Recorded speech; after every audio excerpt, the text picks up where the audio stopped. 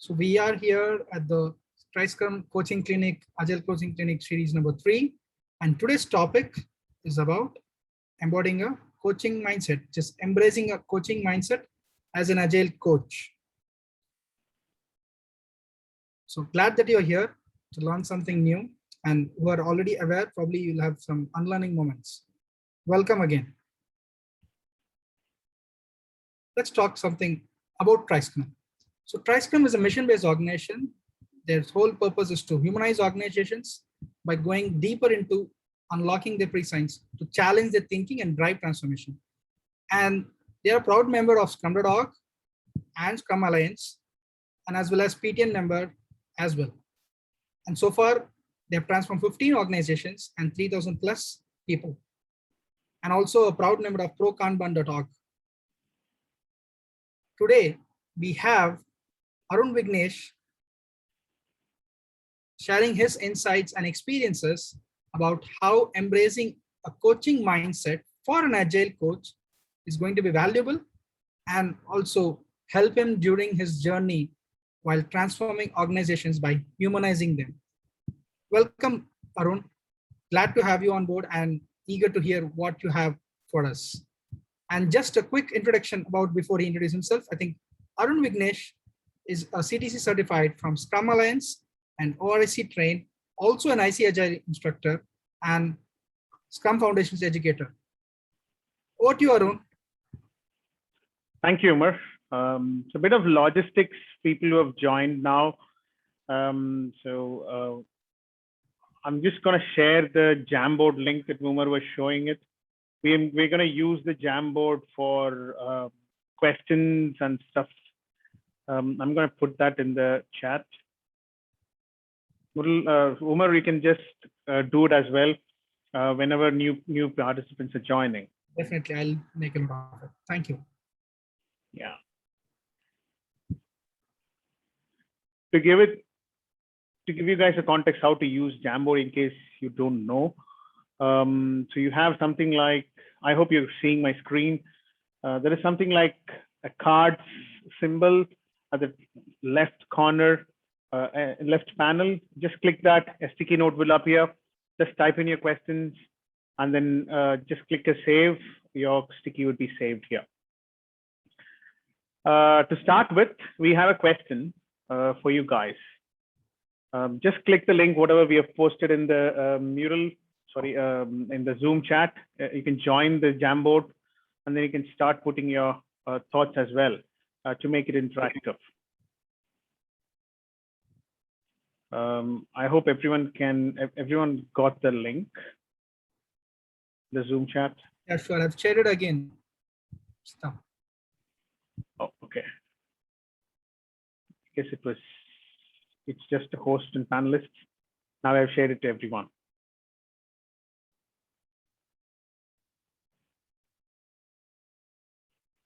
I'll give it 30 seconds for people to join.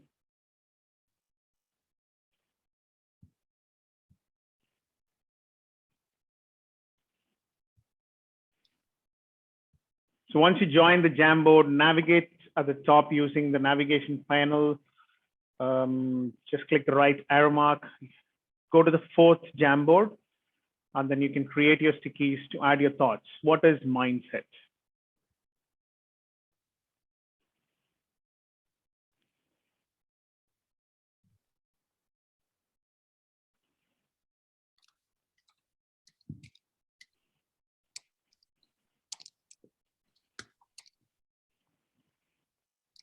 Okay, perspective. I'm getting first things. Mindset is a perspective. What else? Keep your thoughts coming. Thoughts and beliefs.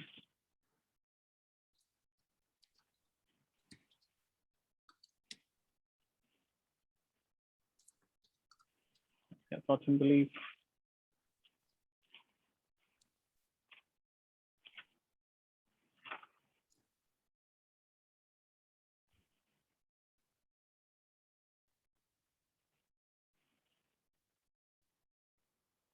Underlying mental models.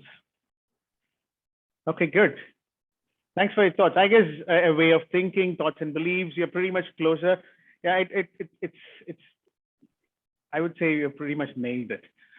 Maybe if I could summarize with whatever you've put in here, it is like a way typically people think to make things happen. A way of thinking, it could be an attitude, like that.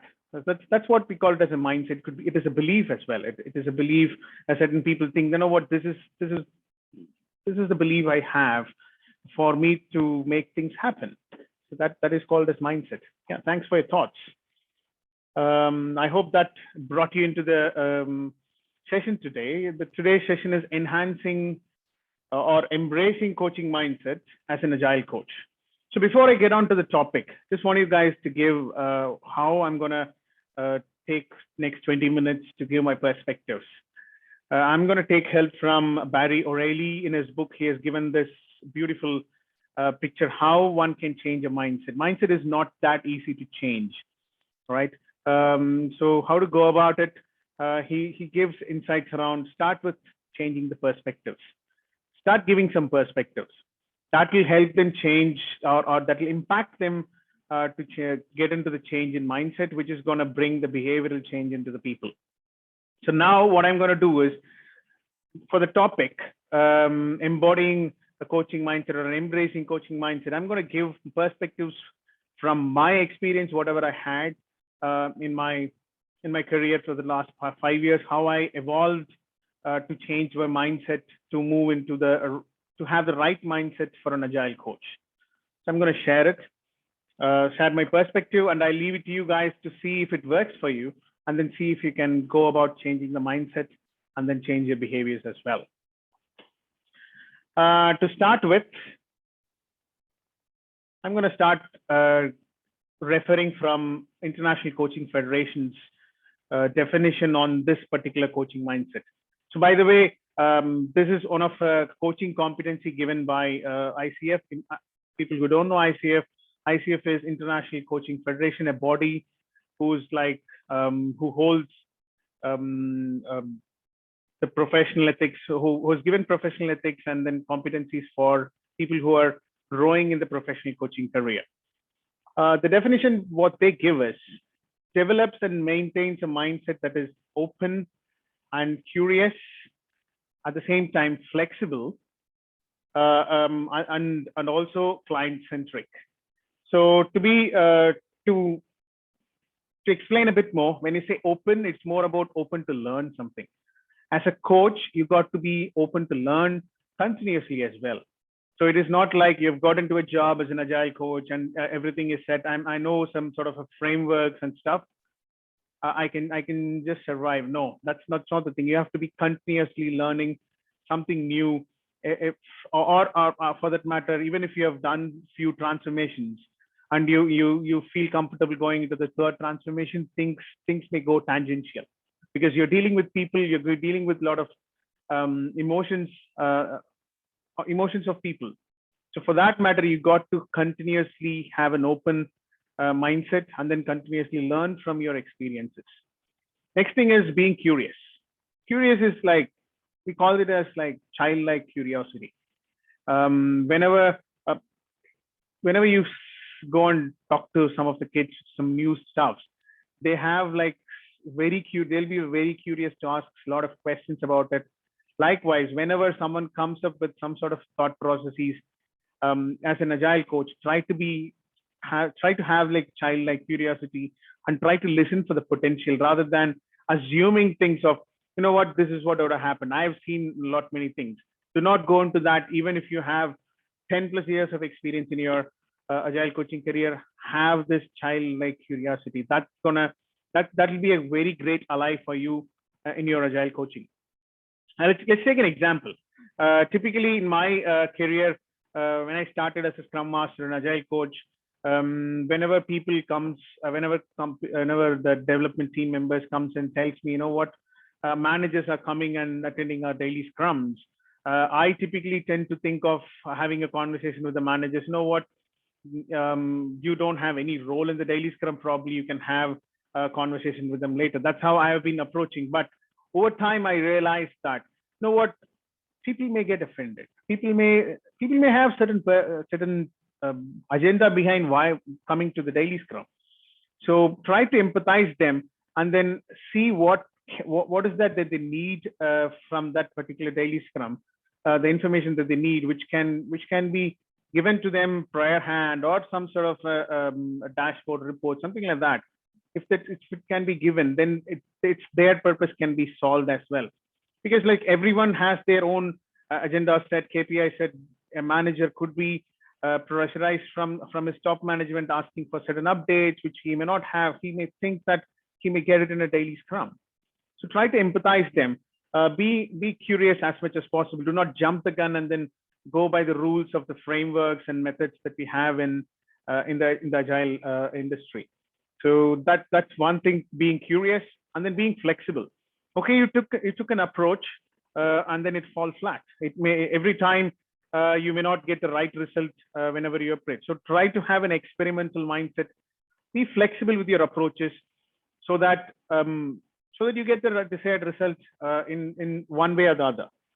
Next thing is being client-centric. When I say client-centric, it's more to do with agility is not the solution, right? If you're going into an organization and telling that, you know what, I've come here to change teams' ways of working from waterfallish way of working to an agile way of working. So that's not the solution that you're going to. You're going to go there as an agile coach to help them grow their business, right? So your focus should also be towards growing their business. Always focusing on the business value. Okay, agile is a means, yes, but agile is not the end. So probably you have to think in that angle, a larger perspective of what is in hand for the organization to move towards. So through that, for that you can use agile as a means. Yeah, that's the mindset that we are expecting an agile coaches to have. Typically, what happens is same with me, right? So at the start of the career, get onto organizations as a Scrum Master and Agile coach. You learn certain frameworks to work with teams like Scrum and certain methods like Kanban.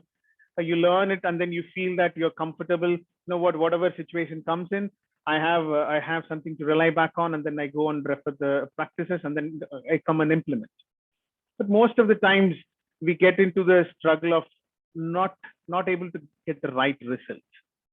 The reason being, it is like we are trying to do it mechanically and not understanding the nuances behind it. So that's the pitfall even I have fallen into. It took 2 to 3 years to understand these kind of things, and then get on to a sense like, you know what, something is wrong here. Something I'm doing it wrong. Okay, what should I be doing to get this right? I have to bring that soulfulness into that concepts, like bringing into the values, bringing in your own human elements into the practice. That's where we call it as being part of agile. Doing part is good. Doing frameworks and all sorts of techniques are good, but without being part, you may not get the desired result or the right outcomes. So both being agile and doing agile has to go in hand. And how many people may ask, okay, we heard this jargons of being agile and doing agile. Yes, but how do we go to being agile? Yeah, that's what we're going to discuss today. I'm going to give some perspectives of how an agile coach can help a team or an organization move towards being agile, right? The first thing that one has to focus on is focus on oneself as a coach. So it is like more of walk the talk. You ask the people to follow the values and stuff like that, but they may not understand exactly what's that all about. So who has to take this initiative as an agile coach? It is your accountability or responsibility to walk the talk. You talk about respect, need of respect within a forum, then you got to embody that first. And then you talk about transparency, then you got to imbibe in your own work as well. As much as possible transparency that you create, as much as respect you give to the people's opinions as well. That's when you're going to get the trust of the people. That is the ally for you as an agile coach, because agile coaching is a thankless job, right? You don't have any proper recognitions in your job. You may not have it. So how do you get it? By walking the talk of all these values, you gain the trust, and that's what your recognition of and through that you get the recognition. So 3 parts that ICF talks about.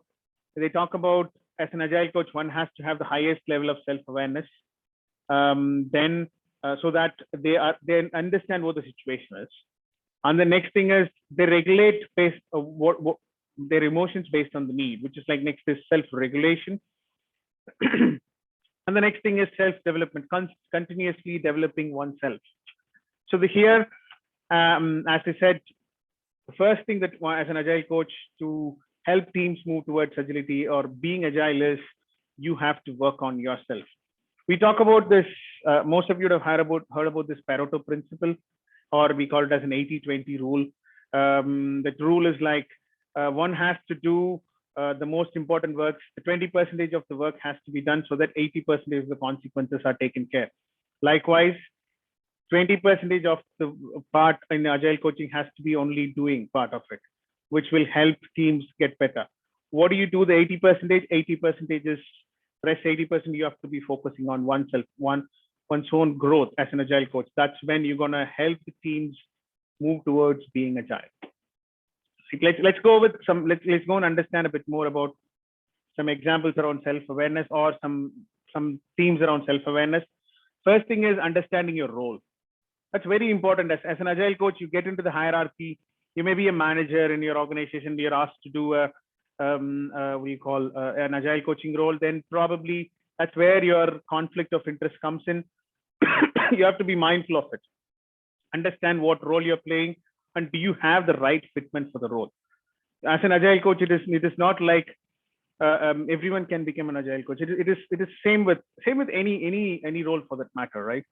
Can everyone become a leader? Can everyone become a manager? No, right? They should have some sort of skills needed. Likewise, understand the skills needed for an agile coach. Okay, knowing one framework, knowing one scaling framework, knowing how to assess culture, knowing how to assess leadership. So all these things are needed. You have to have the right fitment for that particular role. Now, that's one thing. Next thing is your background. In my case, I started as a business analyst. So whenever I go into a transformation, I was more aligned towards the business side of things, and I may not, and I fall into the trap of not empathizing the technical people. In my initial career, I was like that. If you're a technical person who moved into a role of agile coach, then you may probably empathize the technical people more than the business people. So you'd have your pros and cons based on your background or based on your education background as well. I'm a management person. I finished my MBA and then joined as a business analyst. So typically my thought process is whatever I have is the information I have is more on the business angle. So I try to go with that. So it took time up to 3 to 4 years to understand that, you know what, I'm falling into the trap of this. I have to be consciously knowing that, you know what, this is my background. When something happens, I should be neutral and taking a neutral stance. That's a mindset one should have as an agile coach. The next thing is your personality. So personality here we talk about more to do with your communication styles. You know what, you may be a more of a dominant person with characteristics, but as an agile coach, at any given point in time, you may have to exhibit some sort of a different personality, maybe a steady personality, or maybe maybe an influencing personality. So you have to be aware of what is the need of the hour, and then try to at least force if you don't have it, at least be aware of it. The characteristics I should not be exhibiting here is dominant. At least you should be aware of it so that you're arresting the damage control at least, right? That's a personal. Next thing is emotional triggers. As an agile coach, you may encounter a lot of people in your assignments. So you got to be aware of what triggers your emotions. In the Lisa Atkins book, she talks beautifully about native conflict response mode. One has to be aware of what is the conflict response mode I have. She talks about four categories, probably being an accommodating person. If there is a conflict in person, a person when he's accommodating a conflict, then he's an accommodating person. There will be a person like competing person. When there is a conflict, they'll be like competing. You know what? I'm not wrong. You're wrong. They'll be immediately going and responding it like on a competing way. Certain people will be accommodating. Certain people will be avoiding. You know what? I don't care. That's an avoiding personality. Then certain people will be collaborating. So here, the need of the hour for an agile coach is the collaborating personality or an emotional trigger for you, so that you understand the other person's thoughts as well. That's what we need. That's what we talk about, emotional awareness as a person. That's very much important. So you may take help from, there are a lot of tools available in the industry, like to assess your personality traits, MBTI, DISC personality models. These are the surveys that will help you understand what type of a personality you are. That's one. Emotional triggers, probably that's more of a self-reflection. You have to reflect and see, when someone is competing, what am I doing? That's more self-reflection, right? Those are the things that is going to give you self-awareness. And the next thing is strengths and weaknesses. Okay, it is, as an agile coach, you may be asked to do n number of things. You may not be good at everything, so you got to be ethical about it and saying that, you know what, I'm not good at certain things, I need help. It is okay to ask help. So that's when you have the mindset of, you know what, we call that as an abundant mindset, where you are okay to tell that you don't know something, and you're okay to learn from others as well. So have that abundant mindset. That will bring you that will keep an agile coach in good stead. Right? That's a part of an awareness part. Next thing we are moving towards is self-regulation. Self-regulation is nothing but you're aware at any given point in time. Someone is having a tough conversation with you, and your emotions at that point in time is little on the rougher side. You're not comfortable. But when you try to reply, at least you got to regulate your emotions and say, you know what, he's been attacking my thinking processes, or my status for that matter. So I should not be exhibiting a wrong response or a different emotion, so that it is not making the situation bad. You try to be calm and then try to collaborate with that person, and try and understand. Maybe when someone conflicts, okay, I completely get it. I would like to know more about it. What is that I can? What is the thing that you feel I'm wrong? It's okay to ask the person if they're conflicting with you. That will give you at least some sort of an information where you can dwell upon. That will help you regulate your emotions. The next thing is being in the moment. This is very important for an agile coach, I feel. As I said, we deal with a lot of people aspect in this. You may have n number of things happening outside of your work, even in your personal life. There are many things may happen in your life also. You may be coming in a bad mood on a particular day. You got to acknowledge that I'm not in the right state today. At least you should have some sort of tools to get out of that things happening in your personal life, or whatever that for that matter, and then come into terms for the professional time for that particular moment. Right? There are tools like emotional labeling, where you willfully or consciously you tell that, know what, till now I was in a bad state. It was a bad day, but from now on, for this conversation, for this meeting, for that matter, I have to be exhibiting focus. I have to be exhibiting attentiveness. So the brain science tells that, you know what, your brain doesn't know the difference between fantasy and reality. When you can cheat your mind easily, saying that, know what, I'm going to exhibit this, that at least will give you, at least for the next 15 minutes, you would have some sort of a focus. So we call this as emotional labeling. Like this, you have lot of practices in the industry, like mindfulness practices, listening to a song for that matter, or thinking of a very good music, your favorite music would help you focus as well. So these are the things that you as an agile coach have to have in your kitty, so that you regulate your emotions. Sometimes I've seen people, a person, a close friend of mine, whenever he's in a bad mood, before going into a conversation, he tries to sketch something and say, you know what, I'm drawing a flower, a pleasant thing. He draws something pleasant thing, which he feels that which is going to give him at least from a bad mood to a better mood. So these are some of the things that you can try out to regulate your emotions. So we talked about self-awareness and self-regulation. I'm taking a pause here. If you have any questions, you can post it in your in the Zoom Q&A window or Zoom chat. Umar will take up the questions before I go on to the next topic, the self-development. Umar, if there are any questions, I'm happy to take it now, till now. No questions so far. Let's see if people are going to ask something. Okay. There are no questions yet? No.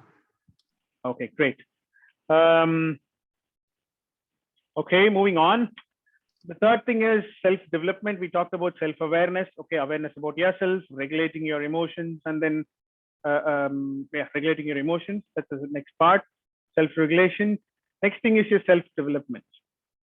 I talked about as an agile coach, you have to have an open mind for learning things.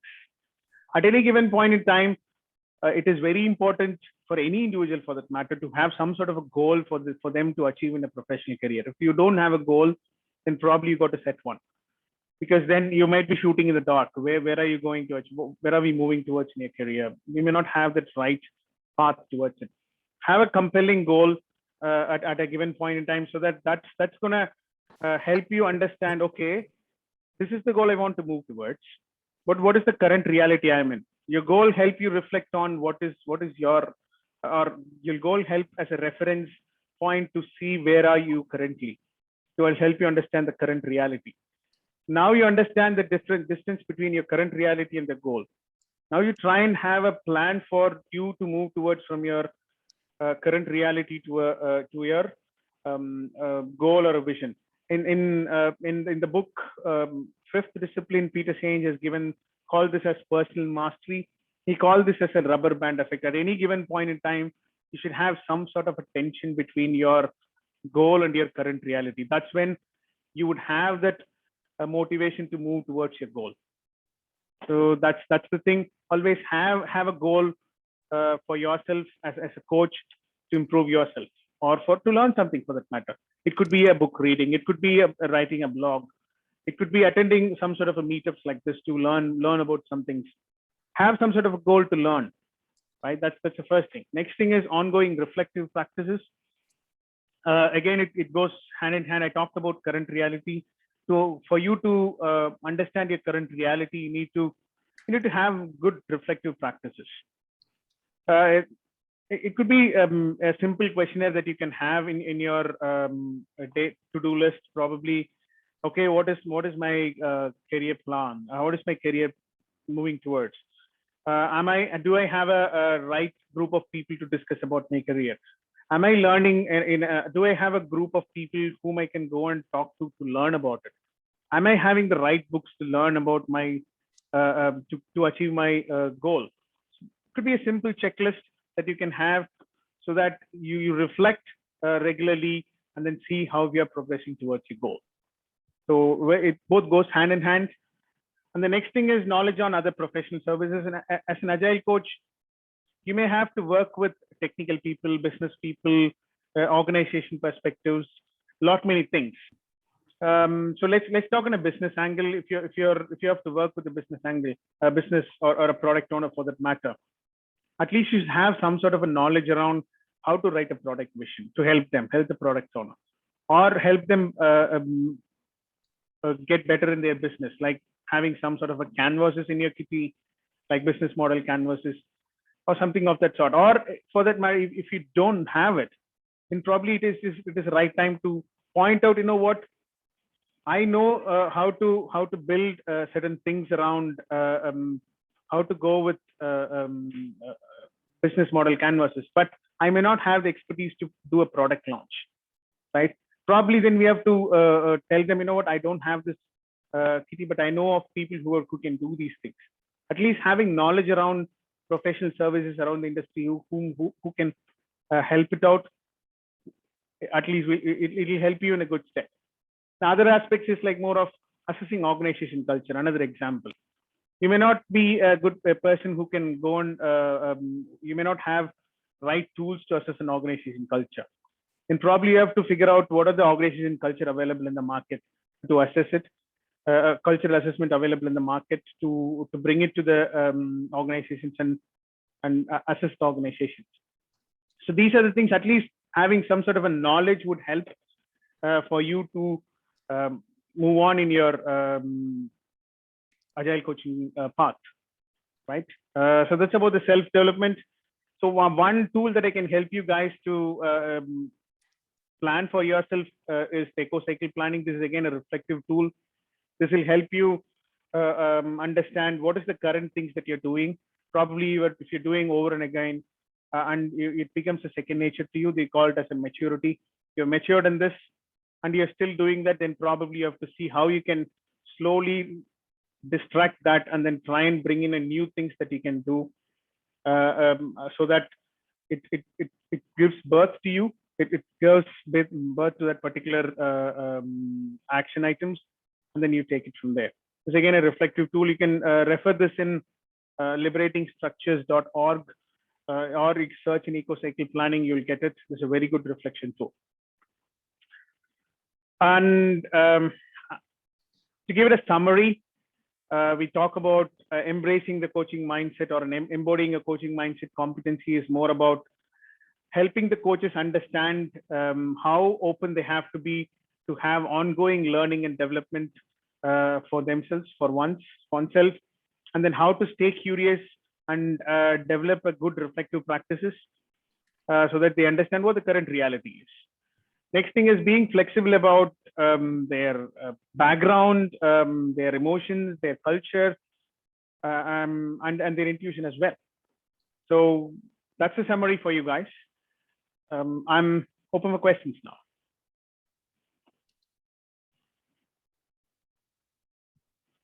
Arun, we do have some questions, not on the Q&A tab, but on the slide.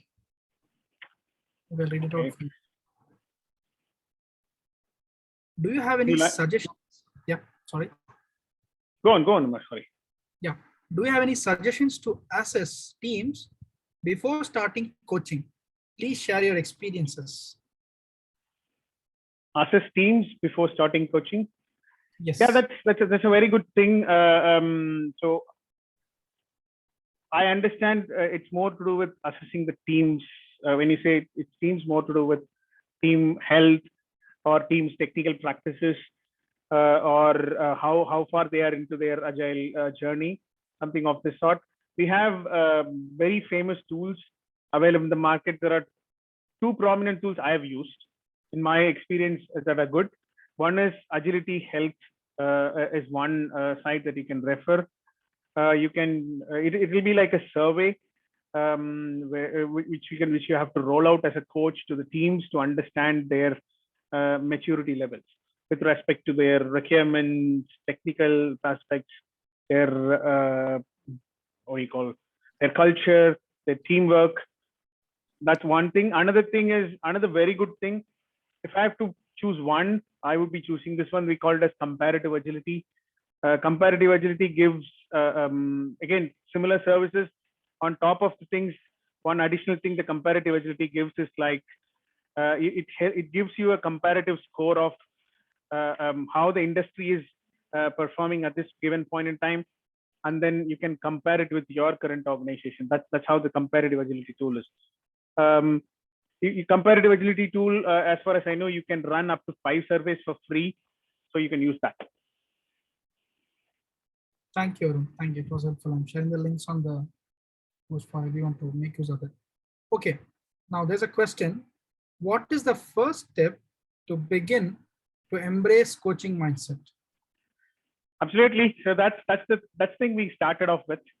You have to start with yourself. You have to start embracing things. You have to start from yourself, understanding your pitfalls, strengths, and weaknesses. Take it from there. That's the first step. Okay, another question. What is your point of view about identifying our blind spots as an agile coach? Very good question. Again, this is again a reflective point to say you can run. One of the practice that I have followed is we call it as Joe Harry window, given by Joseph and Harry. It is a tool which can help you guys understand what you're good at and then what you're not good at as well. So that will help. It is like more of helping or making people to give feedback to you with certain objectives. So they'll pick the objectives what you are good at, then that will reveal you what the things that you don't know about yourself as well.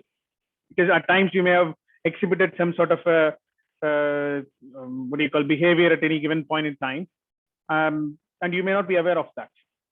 So those are the things that will come out in the Johari self-reflection tool.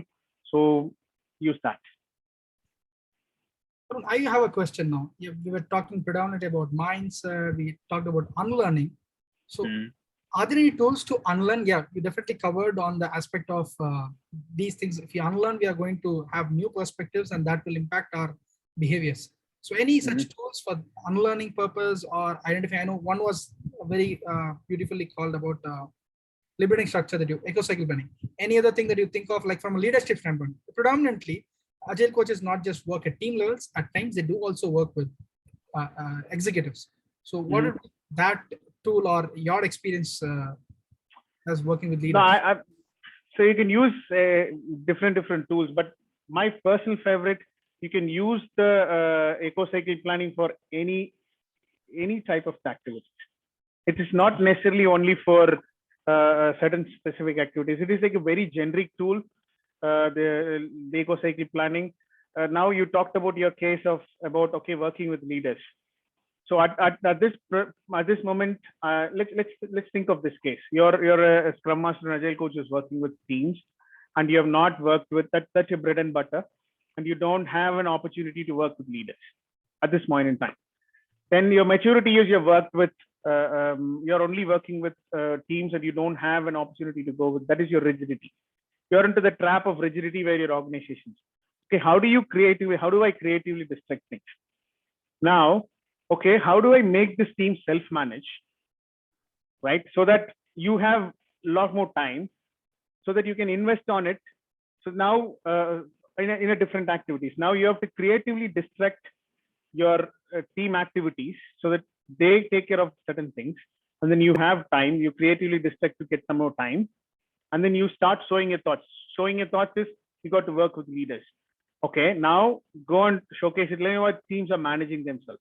Now you have capacity to work with leaders or work with work on the next level. So what is the things that I can help with? Probably that's the start of your conversation. That's like showing your thoughts. That probably would help you to move towards the birth stage and then start working on a leadership angle as well. So that's one example. You can refer it for anything. This is a very good tool. So start with this simple tool, or if you have any other tools, you can use it. Feel free to use it.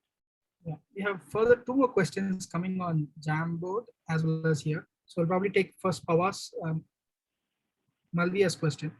Will you be able to give examples of goals for Agile coaches, and how does coach measure the outcome against those goals?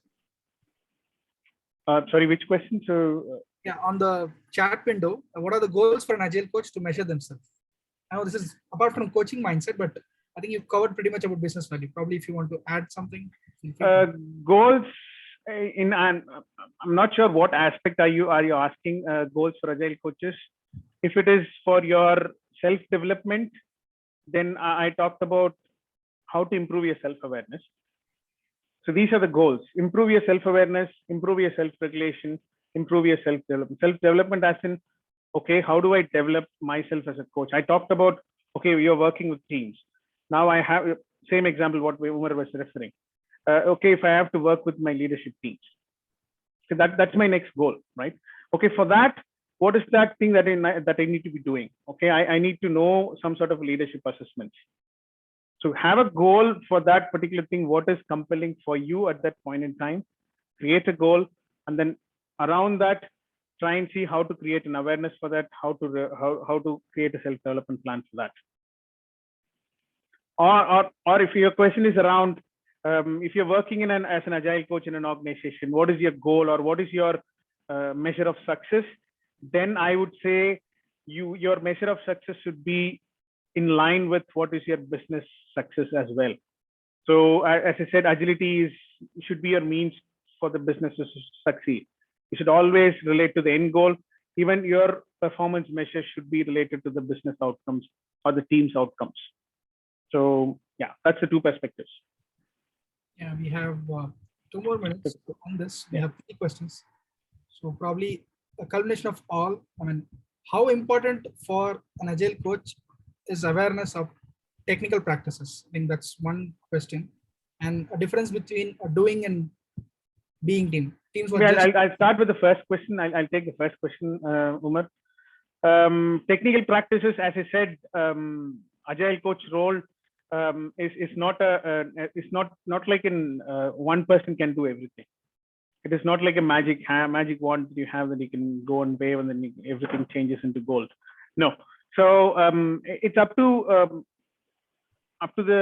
your capacity. If you're a technical person, then you can have it. That's where I said it is important for you to know about your strengths and weaknesses. If in an assignment the technical practices is the need of the hour, then probably you got to take help. At least for me, you should know what those things are. You don't have to go in depth about it. At least know like a T-shaped thing. Okay, you're good at particular area. Get master in it. But overarching things like knowing about technical practices, knowing about business practices, know about those things that will help you. Yeah, I think there is one person who's raising. I think Sita Raman. We have just 1 more minute left. Yeah, last minute. I guess we have to wind up. Yes. I'm sorry for the trouble. You can post your questions to help@tricecrum.com. We'll try and answer you guys if possible. In the interest of respecting the time box and the being with doing versus doing, we spoke a lot about it, so we will also put into practice. Thank you all for joining and look forward for our yet another session, series number 4. Stay tuned. Thanks, Arun. Thanks, Arun, for sharing your valuable insights and experiences and tools, especially. They're very helpful. Thanks, everyone, for joining. Have a good day and great day. Thank you. Yeah. Thanks, everyone, for taking time on a weekday and joining. Yeah, thanks again.